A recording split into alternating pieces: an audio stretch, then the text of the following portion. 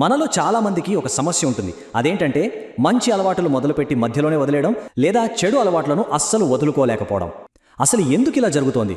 ఈరోజు దీని వెనుక మన మెదడులో జరిగే ఒక పెద్ద యుద్ధం గురించి తెలుసుకోబోతున్నాం. రండి, లోతుగా చూద్దాం. ఈ ప్రశ్న మనందరికీ తెలిసిందే కదా. న్యూ ఇయర్ రాగానే జిమ్లో చేరతాం, హెల్దీగా తింటామని గట్టిగా అనుకుంటాం. కానీ కొన్ని రోజులకి అంతా మామూలే. ఎందుకిలా? దీనికి కారణం కేవలం మనలో సంకల్ప శక్తి లేకపోవడం మాత్రమే కాదు. అసలు కథ వేరే ఉంది. ఆ అసలైన కారణం ఎక్కడో లేదు, మన లోపలే, మన మెదడులోనే ఉంది. ఇది మనకు తెలియకుండానే మనల్ని కంట్రోల్ చేసే ఒక ఇంటర్నల్ ఫైట్ అన్నమాట. ఇంతకీ ఆ రహస్యమేంటో ఇప్పుడు చూద్దాం.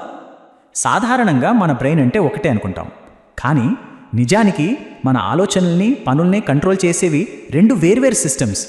ఆ రెండింటి మధ్య రోజు ఒక యుద్ధం జరుగుతూనే ఉంటుంది.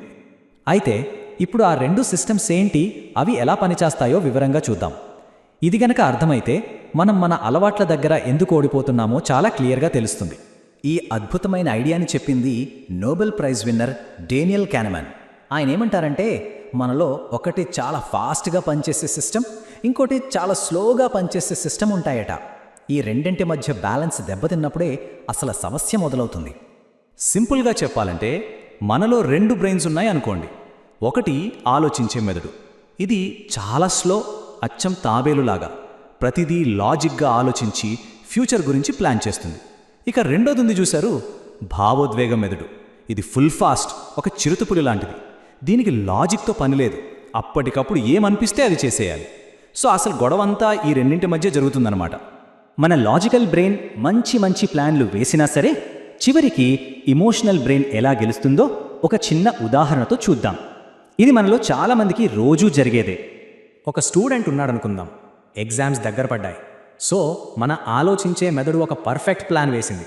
ఈరోజు ఎలాగైనా 4 గంటలు కూర్చుని చదివి సిలబస్ కంప్లీట్ చేయాలి. ఇది ఫ్యూచర్కి మంచిది, చాలా లాజికల్ డిసిషన్.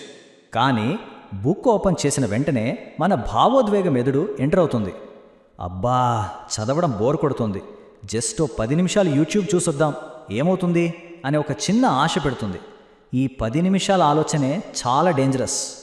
ఆ 10 నిమిషాలు కాస్త ఒక వీడియో, ఆ తర్వాత ఇంకో వీడియో, అలా చివరికి నెట్ఫ్లిక్స్లో ఒక సిరీస్ మొత్తం చూసేదాకా వెళ్తుంది. ఇక చదువు సంగతి పక్కకు పోయినట్టే. అసలు ప్లాన్ మొత్తం కొలాప్స్. కట్ చేస్తే 2 గంటల టైం వేస్ట్. చూసారా, మన ఫీలింగ్ బ్రెయిన్ అప్పటికప్పుడు వచ్చే చిన్న ఆనందం కోసం మన థింకింగ్ బ్రెయిన్ వేసిన పెద్ద ప్లాన్ని ఎలా నాశనం చేసిందో. సో ఇక్కడ మనం గుర్తుంచుకోవాల్సిన కీ పాయింట్ ఒకటే, మన భావోద్వేగ మెదడుకి ఫ్యూచర్ గురించి అస్సలు పట్టదు. దానికి కావాల్సిందల్లా ఇమ్మీడియట్ ప్లెజర్, అప్పటికప్పుడు దొరికే సులభమైన ఆనందం. అందుకే సిగరెట్లు, జంక్ ఫుడ్, సోషల్ మీడియా లాంటివి వదలడం మనకు అంత కష్టంగా ఉంటుంది. సరే, మరి ఈ ఇంటర్నల్ ఫైట్లో గెలవడం అసాధ్యమా? అస్సలు కాదు. మన భావోద్వేగ మెదడుతో డైరెక్ట్గా ఫైట్ చేసే బదులు మనం తెలివిగా గేమ్ రూల్స్నే మార్చేయచ్చు. ఆ ఒక్క మార్గం ఏంటో ఇప్పుడు చూద్దాం. ఈ యుద్ధంలో గెలవడానికి 2 పద్ధతులున్నాయి. ఒకటి, మనం చేసే చెడ్డ పని వల్ల భవిష్యత్తులో వచ్చే నష్టాల్ని బలంగా ఊహించుకోవటం. రెండోది, ఇది చాలా ముఖ్యం, మనల్ని తప్పుదారి పట్టించే మన చుట్టూ ఉన్న వాతావరణాన్ని మన కంట్రోల్లోకి తెచ్చుకోవటం. ఈ ఒక్క వాక్యం చాలు. మనలో ఎంత విల్ పవర్ ఉన్నా సరే, మన చుట్టూ ఉన్న ఎన్వైర్న్మెంట్ సపోర్ట్ చేయకపోతే మనం ఈజీగా ఓడిపోతాం. సో అలవాటు మార్చుకోవాలంటే ముందు మన వాతావరణాన్ని మార్చుకోవాలి. వాతావరణాన్ని కంట్రోల్ చేయడం అంటే ఇదే. డైటింగ్ చేస్తున్నప్పుడు ఇంట్లో స్వీట్లు, చిప్స్ లేకుండా చూసుకోవడం. చదువుకునేటప్పుడు ఫోన్ని వేరే రూమ్లో పెట్టేయడం. సిగరెట్ మానేయాలంటే సిగరెట్ తాగే ఫ్రెండ్స్ని కాఫీ షాప్లో కలవడం, బార్లో కాదు. ఇలా మన గోల్స్కి తగ్గట్టు మన ఎన్విరాన్మెంట్ని డిజైన్ చేసుకోవాలి. కాబట్టి ఫైనల్గా మనం నేర్చుకోవాల్సిన పాఠం ఏంటంటే, కేవలం విల్ పవర్ని నమ్ముకోవద్దు. మన ఫీలింగ్ బ్రెయిన్ చాలా పవర్ఫుల్.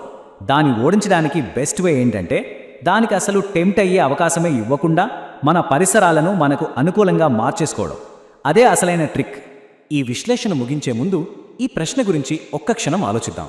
మనం మార్చుకోవాలని బలంగా అనుకుంటున్న అలవాటు ఏది? దానికి మన చుట్టూ ఉన్న వాతావరణం హెల్ప్ చేస్తోందా, లేక అడ్డుపడుతోందా? ఈ ప్రశ్నకు సమాధానం మన దగ్గరే ఉంది.